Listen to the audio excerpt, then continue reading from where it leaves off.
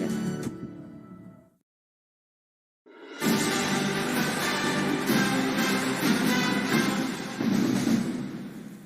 Welcome back now to the Tailteann Cup, where Kildare and Laois met in the weekend's last quarter-final. It was the first championship meeting between the sides since 2017. Fingleton in trouble here, and Kildare have an empty net to go towards, and it's Kevin Feely racing down the side. Still Feely onto his left. He's been held up. Has the chance gone? It's gone with Dara Kerwin. Kerwin on the right, and Kerwin nails it right over the black spot. 2 minutes elapsed, opening score of the game. Nice little turn there by the corner back. Runner inside him there is his midfielder, Aaron Masterson. Masterson has options in the middle. He's had 2 or 3. One of those Paddy McDermott.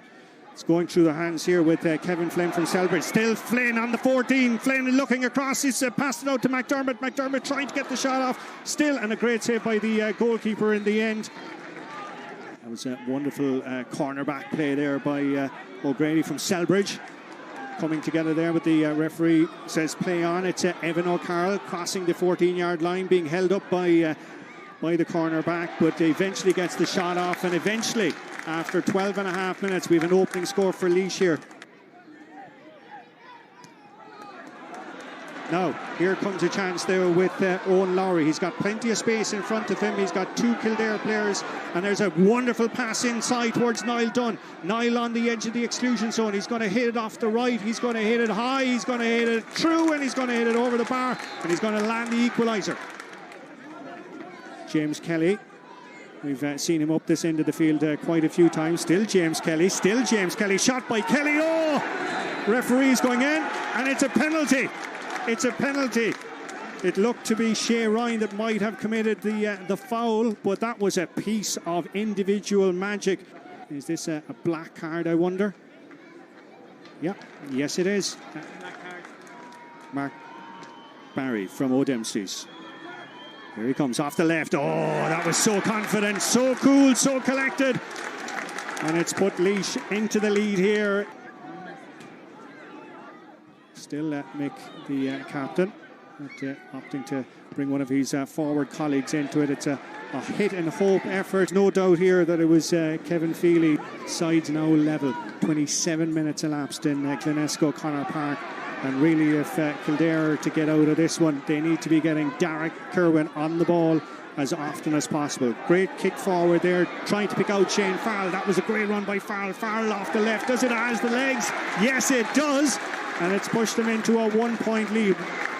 Continue on here on the far side of the field, and going down bravely, winning the ball and winning the free there was Paddy McDermott, and it's Kildare again coming at space. Kevin Flynn has an option inside him. The option screaming for it is the full forward, Niall Kelly. Kelly with the shot, and Kelly, what a save! What a save by the goalkeeper, Killian Roach. Niall Kelly from about 21 yards.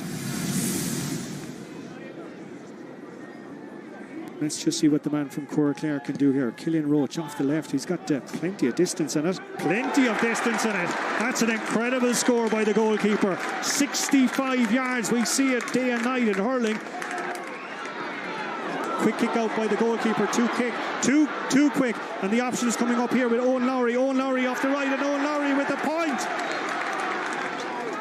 The man bursting out there, that's Shea Ryan, the fullback, should I say.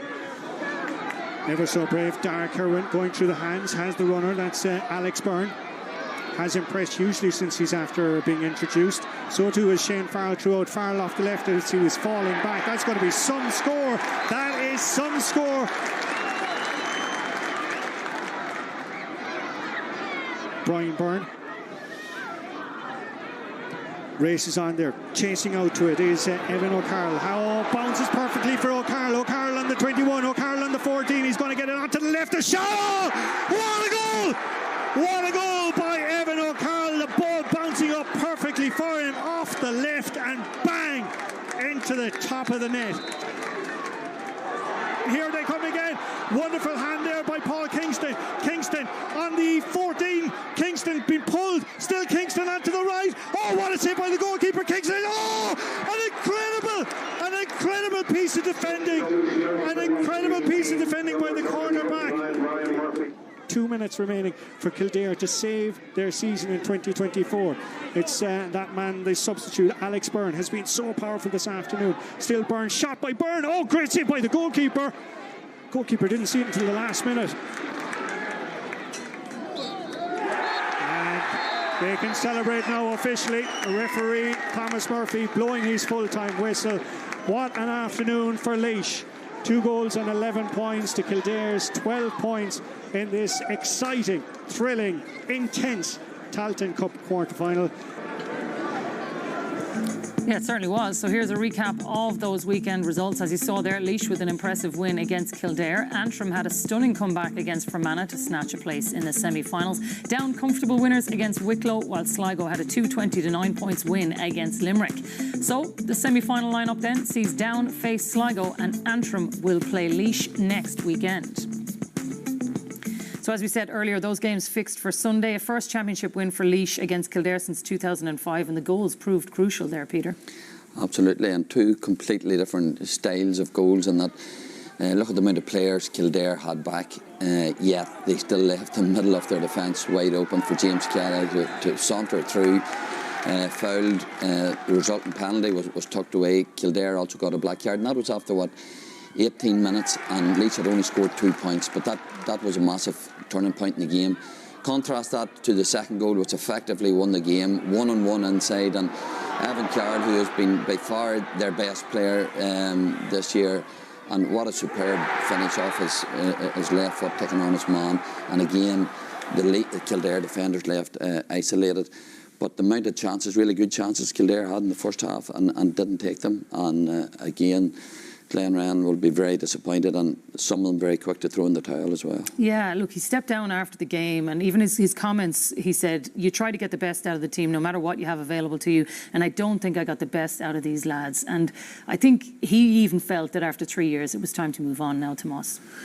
Yeah, the performances weren't good enough, I suppose. I mean, I think somebody said that they played over the course of Glenn's time in charge, 21 league games, and lost 15 of them. So I don't think, he said it himself, the performances weren't good enough. I think, look, I always find Kildare very interesting in terms of they had a really successful period in the late 90s, and they've had teams before that, but they've had a lot of barren years in between and a lot of barren years after, and sometimes you'd wonder, do they need a reality check, and are the expectations in the county skewed, because all that these Kildare players listen to is that they should be competing with Dublin, they should be competing here, and they should be competing there, and they're not actually minding what they're supposed to be competing against.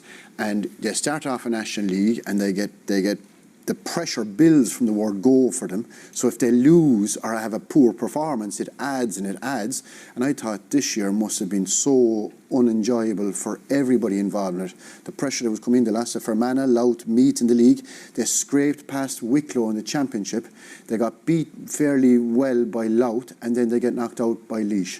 So there was nothing positive, but all they listen to in Kildare is that they should be competing at a level that they're not at, and they haven't been at for a long time. But they were 13 months ago, Tomas. They ran Dublin to 2 points in a Leinster semi-final. Is that based on one day? Go back to their first, Glenran's first year in the league. I think they had 5 points. Very unlucky to go down.